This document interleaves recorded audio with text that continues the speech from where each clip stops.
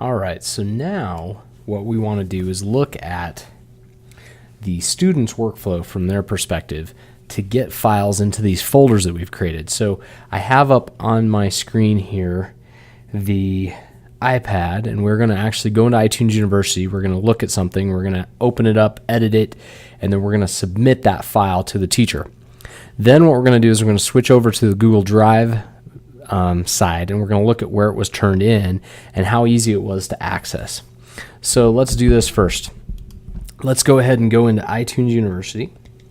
Now, this is an example, so I am just going to use this as one method of pulling some information off. And so iTunes U, in this case, is part of my distribution channel.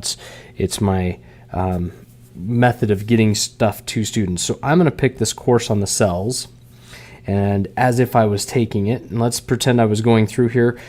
Teacher asked me to actually look at one of the assignments and wanted me to open it up and work with it, and it's this cell organelles PDF.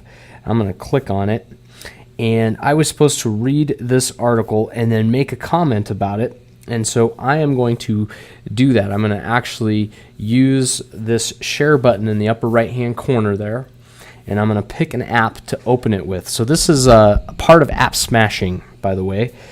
Because I'm using multiple apps. I was in iTunes U. I'm now going to open this in some other form, and I'm going to open it in Notability because Notability gives me the access to be able to do some things with my document. So I'm going to create a new note out of this document.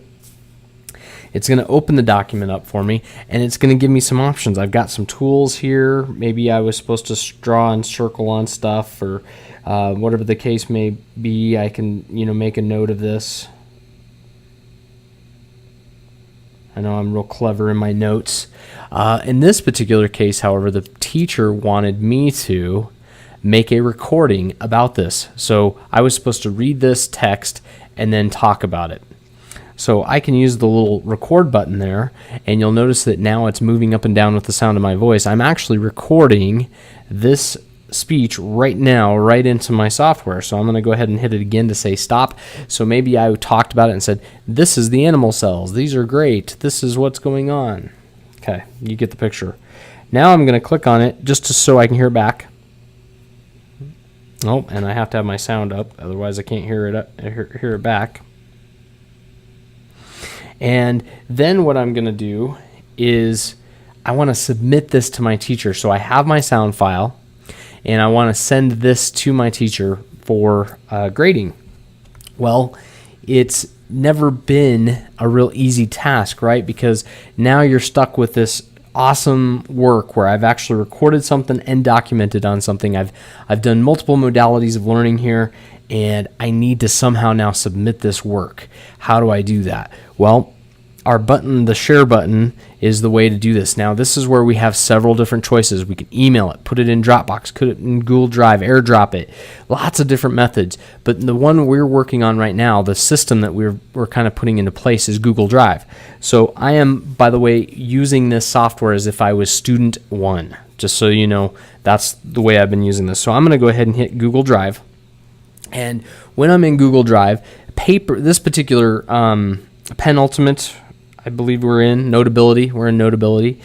Gives me some options. I can send this as a PDF. I can send it as, I can leave it in the paper format if I want to, and I can include the recordings with the file. So basically, if all of these are selected the way they are now, right now, it's going to create a zip folder that I would unzip and then be able to open and look at. For our example, I'm going to leave it all because I definitely wanted them to be able to hear my lovely recording that I made so that the teacher had that for my grading. But right now I'm in the root folder of Google Drive. And in this root folder, it is not shared with the teacher. So if I just go ahead and hit send to Google Drive right now, this file will be uploaded to Google Drive, but it will not be where the teacher can have access to it. But if I go ahead and click on folder, I'm going to get a list of different folders that are available to me in which to submit this.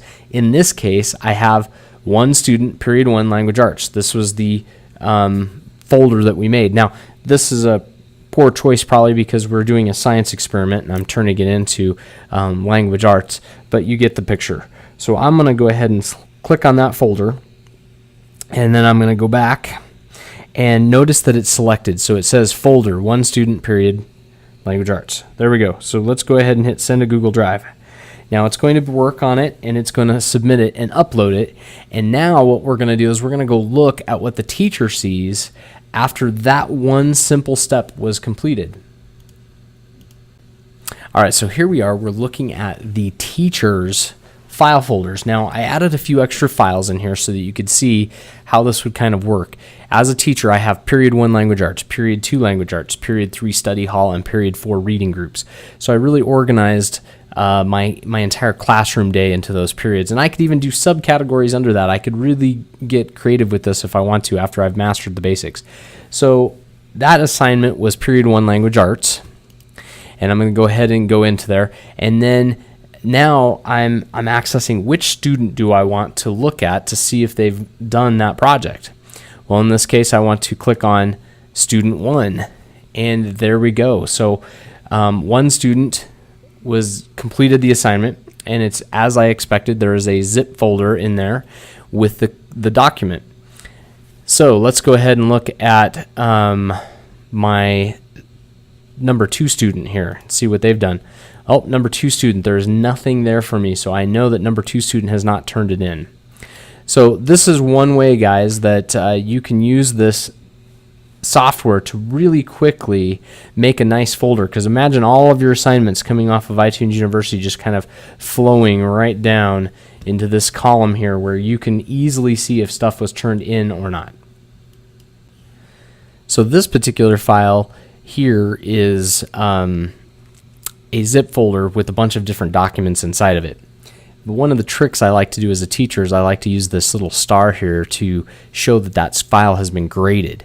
So as I would grade them, I would mark them with a star so that the student knows that it's been graded. All right, so if I wanted to create some feedback on this file that got turned in, I could use a rubric. So if I wanted to, I could create a rubric, or maybe I already have a rubric created that I use. I can actually drag that rubric right onto the file folder for the student, and it would upload and share that rubric. And then there would be the rubric for them to view. If I used a created document, I could create and share. And notice that when I'm in that student's folder, it's creating and sharing that at the same time. So what I'm going to call this is grading rubric. And for projects, for large projects, this is typical. So I'm going to go ahead and say 98%, great job. Go ahead and hit share. It is done. And right here I have my grading rubric. I have the actual copy of the rubric. And so the student would have access to that. Now, important to notice, if I go to the second student in that class, they do not have any of those files. So this is only being shared with that student. So as you are grading, you could actually just work in the constraints of their own folder. You could also make for them folders inside of that. So you could say cell project.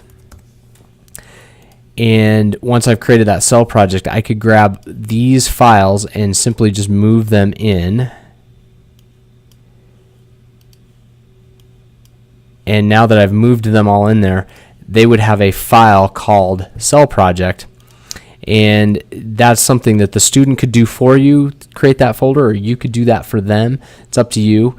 It just is a way for you to help organize some of your things after it's been graded. So maybe they just get it turned in and you do this. Now, the key thing is to really train your students on how you expect these folders and these things to be organized, because it can get out of control if you leave it up to the students to actually organize this themselves.